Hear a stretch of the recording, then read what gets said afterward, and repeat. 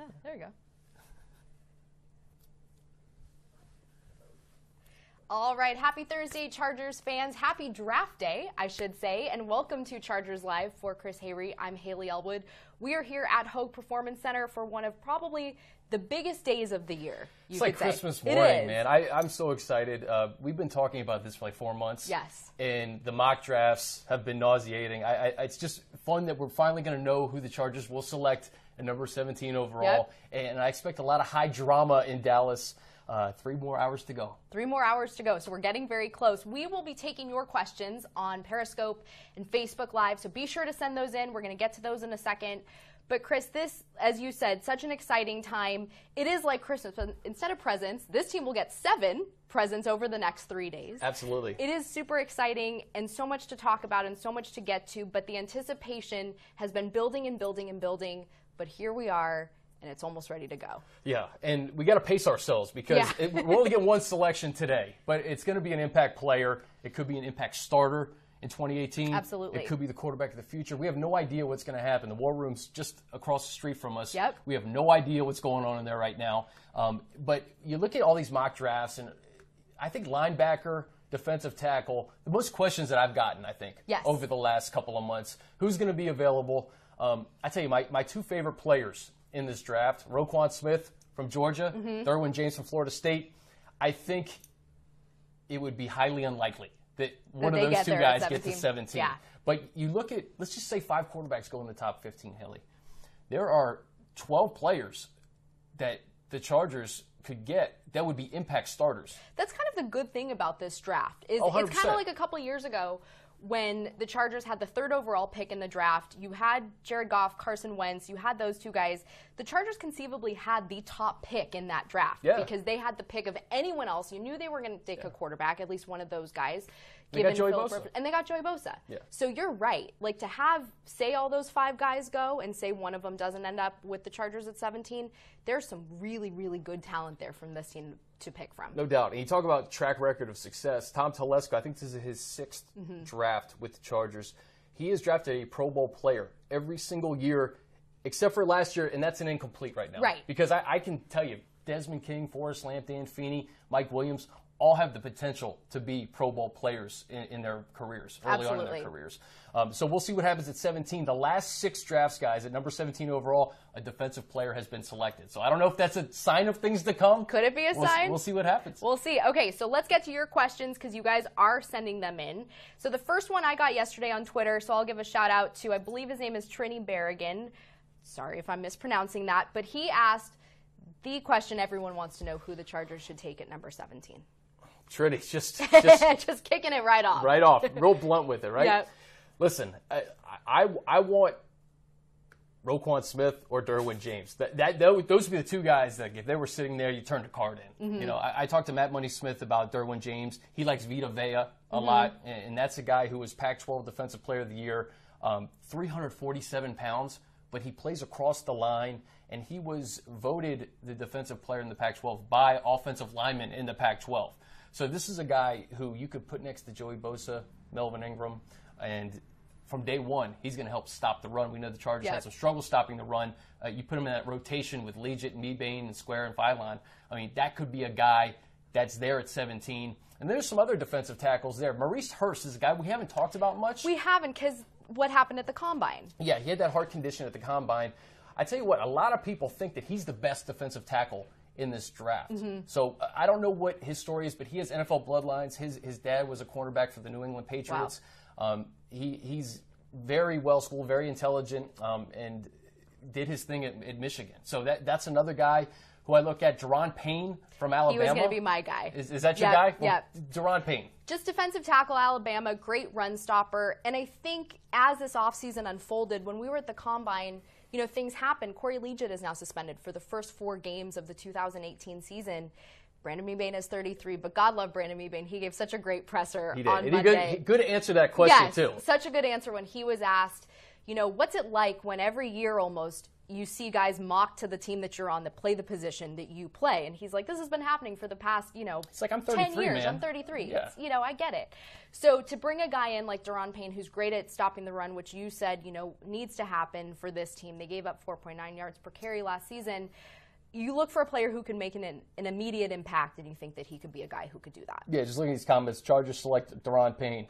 Bring the pain. I like that. Great name. Yeah. I mean, very, on the back of that jersey, very fitting name. Number 17 overall, by the way, his teammate, Jonathan Allen, the defensive tackle, went at number 17 last year. So we could see another Alabama defensive tackle at number 17 overall this year. But those are the two guys on the line. Taven Bryan is another guy from Florida. His nickname's the Wyoming Wild Man, which is probably the best nickname in the draft. Yeah. His father was a Navy SEAL. Okay.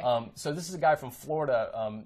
I think a little bit more raw than a Vita Vea or Daron Payne, but someone who could be available in those mid to late round of the first round. Yeah, there's a lot of there are a lot of options. Someone had mentioned Quentin Nelson. Don't believe he'll be there at 17. That would probably have to be a trade-up situation. No, Quentin Nelson's going in the top 10. Yes. I was listening, though, to Moving the Chains on SiriusXM NFL Radio today, and Pat Kerwin was talking about how safe a pick, though, a guy like Quentin Nelson is. That if you're not too sure who to take, the guy was a stud. A stud on the line, could be a stud for years to come. Kind of interesting. I mean, offensive lineman, not usually the sexiest pick, as we sometimes like to say, but a good one, and you're set. But look at the 6 to 10. It's all teams that have quarterbacks. Yeah. Right? So you have Andrew Luck in Indianapolis. You have Jameis Winston in Tampa. Mitch Trubisky in Chicago. You've got Jimmy G and Derek Carr in Oakland. So you're going to get a blue-chip player there, whether it's a Tremaine Edmonds, a Roquan Smith, or a Quentin Nelson. So someone asked, do you think the Chargers could take a running back in this year's draft? Absolutely. Yeah. I think so. And I think the first round will dictate how or where the run on running backs start, because if Saquon Barkley, we know is going to be a top 5 pick. Right. Darius Geis from LSU, we expect to go in the first round at some point. Then you have a laundry list of guys from rounds 2, 3, and 4 that you may have your pick of, from Ronald Jones to Rashad Penny to Sony Michel to Nick Chubb to Royce Freeman to Mark Walton from Miami. The list goes on and on. Yeah. There are a ton of guys, and it would be something where you have Austin Eckler. Melvin is the bell cow. Right. We know that. But if you can get another guy, we know Anthony Lynn likes to run the football, you get another guy to spell Melvin. I think Austin Eckler's a little bit different of a player. He is. 10 to 12 carries. Yeah. That's what you're looking for. Yeah.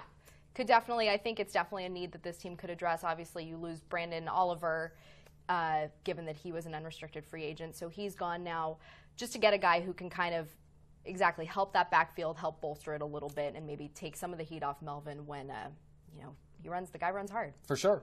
For sure. Let's see, next question here. Should the Chargers miss out on a top-tier quarterback, do you see them drafting or signing a quarterback like Tanner Lee or Kurt Benkert? And that's the guy from UVA. I saw him at the Senior Bowl. I saw Tanner Lee at the Senior Bowl, too. I think it's possible. I think some names to look at on day 2, rounds 2 and 3, should the Chargers not go with a quarterback in round 1. You talk about Kyle Lauletta from Richmond. A lot of buzz around him. He was at the Senior Bowl. Mike White from Western Kentucky was a teammate of Forrest Lamps. A lot of buzz around him as well. And then the two guys that you mentioned, Justin, I can see the Chargers getting another young arm, whether that's in the first round or in later rounds, that you put in that quarterback's room behind Phillip Rivers for sure. What about a guy like Mason Rudolph? I think he would be great, and I think he would immediately come in, know his role, and know that he would be getting an invaluable graduate school lesson from Phillip Rivers over the next couple of years. Seriously, I mean, I don't think that there's anybody better to learn behind. There's only a couple guys in this league. Like, we're talking about Aaron Rodgers, Drew Brees, Ben Roethlisberger, Tom Brady, obviously, that have been there, done that. Phillip Rivers. Yeah, Phillip Rivers. That's the guy. Yeah. Jimmy Garoppolo, you saw what he was able to do, in San Francisco this year, learning behind Tom Brady. So that stuff's invaluable. Totally. So, funny question that we just got on Facebook that I'm going to pull here. If the Chargers had an animal to announce their draft pick, one of their draft picks, as the Tampa Bay Buccaneers, I believe, are doing this year with a parrot, what would that animal be? What would the animal be? I don't know. What would the animal be? I'm gonna go horse, because that was one of the Chargers' old logos, the Charger horse back in the, maybe not Mr. Ed, but he could slide in there. That's I mean, on the logo talks. too, right? Is it? Yes. Yeah. Yes. Okay, then that's your answer. Yeah. Yeah. Keep that simple. That one was a little strange. A little strange, but it's draft day. It's going to be a long 3 days, so kick it off. Why not? Oh my God. Let's see. Let's look through some of these Facebook questions. We saw that we've got the running back questions. We talked about quarterback. What about a quarterback due to Jason Verrett, being on and off the field? It's a good question. Yeah. That's a good question. You lock up Casey Hayward. Desmond King, you got in the 5th round, played 617 snaps last year. Incredible. Which was incredible. Trevor Williams, an undrafted guy that Tom Telesco and company picked up, started in place of Verrett, and then you're getting Verrett back. So I don't dislike the idea. I think maybe more of a need at safety. Maybe a need at safety. Yeah. I mean, another big name to just put in the back of your mind, Minkah Fitzpatrick. He's largely been looked at as a top 10 pick, but not everybody can go in the top 10, especially when you have this run on quarterbacks early. So maybe a guy like that drops. We talk about Derwin James. I think Gus Bradley, he loves versatile pieces. Absolutely. And I think a guy like Minkah is versatile, can play corner, can play safety. So you don't rule out any of those potential options. Josh Jackson from Iowa, he's another guy who I think would fit well in a Gus Bradley scheme. Do you draft a corner in the 1st round when you have guys already on the roster? I don't know. But just because there are needs at other positions doesn't mean you're not going to get those other positions in rounds 2, 3, and 4. It could be something where it's best player available, where there could be a surplus on the roster, but this is a guy that's going to impact your roster for years to come, and you select him. And best player available is definitely the Tom Telesco philosophy, which 100%. I think dates back to the Bill Polian days with the Colts. One of the interesting things, though, that you mentioned is you really never know what's going to happen on draft night. No. You really don't know. There are always surprises. There are always things that kind of catch you off guard. And one of the most interesting things that I learned this week from Tom Telesco's pre-draft presser is that he does mock drafts. They mock draft here as an organization, which I feel like you should, which kind of is, you learn it and you go, oh, duh, like you should, because there's so many scenarios he talked about. You just want to be prepared as you possibly can, because you never really know what's going to happen when the clock hits 5 o'clock. Especially when you draft at 17. Yeah. Because you got 16 slots ahead of you, and by all the rumors and speculation that's been going on all morning, we don't know how the top 5 is going to shake out. Like if the Browns select, let's say they draft Baker Mayfield. Do the Giants then get Sam Darnold? And does Saquon Barkley slip somewhere? And does the whole domino effect? The wheels fall off of the 2018 NFL draft? I think that could happen. Yeah. So there's going to be 1 or 2 players that we may not expect the Chargers to have to choose from that could be there. So again, we talk about linebacker. Tremaine Edmonds is a guy that I love too. He's 19 years old. NFL bloodlines. His dad was actually a Pro Bowl tight end for the Miami Dolphins, a 2-time Pro Bowler. And his brother... His bloodlines are nuts. His brother is a safety for Virginia Tech that looks to go in like the 3rd, 4th round. So this is a guy that I think the Chargers need some size, some more size on their defense. Talk about 6'5", 240. This is a guy that has had 220-plus tackles over the last 2 years at Virginia Tech. And again, 19 years old, a lot to work with. Yeah, so one question that I saw flipping to the other side of the ball was, do the Chargers put an emphasis on offensive line given the fact that Rivers is kind of getting up there in age? They did spend 3 draft picks last year bolstering the O-line between Forrest Lamp, Dan Feeney, and Sam Tevy. But, I forget, some pundit at the Combine I was talking to said that's a position, though, that you can almost never have too much help at. So do you think at some point in this draft they maybe pick up a lineman? Yeah, you want some more depth at right tackle. Yeah. Russell Kuhn was a Pro Bowler, and listen, they addressed the offensive line last year with Lamp and Feeney, and you got Mike Pouncey this year. Another Pro Bowl caliber offensive lineman. So Mike McGlinchey is a guy that kind of stands out. He had 39 starts at Notre Dame. He could be there. A lot of people think that McGlinchey could go a little bit earlier than 17. But that's like a plug-and-play right tackle. Don't have to worry about it. He's actually the first cousin of Matt Ryan. So these bloodlines, man, are crazy. They're crazy. Doing some of this research, it's a small world. It's just funny to see how these connections go in the NFL. Yeah. I think Howie here talked about Justin Reed, the safety from Stanford, the brother of Eric Reed. He's another guy who played free safety at Stanford, was very productive. Maybe that's like a day 2 potential, just to bolster the safety. But keep in mind, last year, you drafted Rayshawn Jenkins for a reason, right? I mean, Adrian Phillips he backed up Adrian Phillips. We had Trey Boston in the mix last year.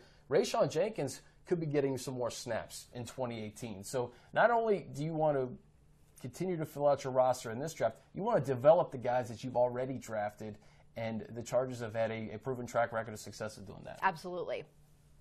All right. What else we got, Haley?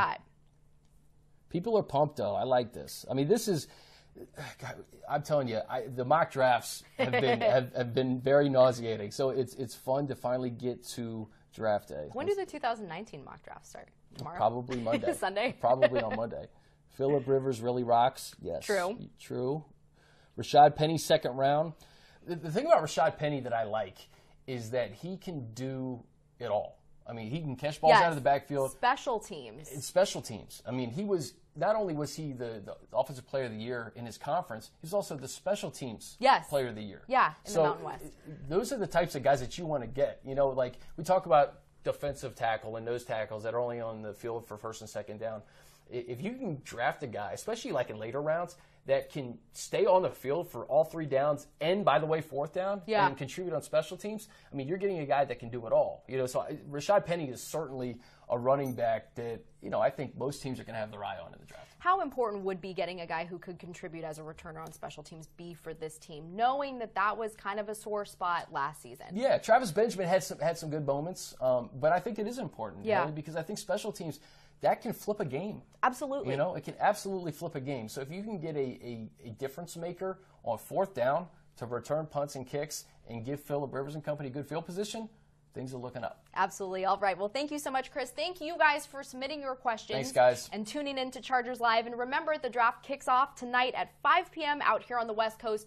Be sure to tune in to NFL Network. It is being simulcast on Fox.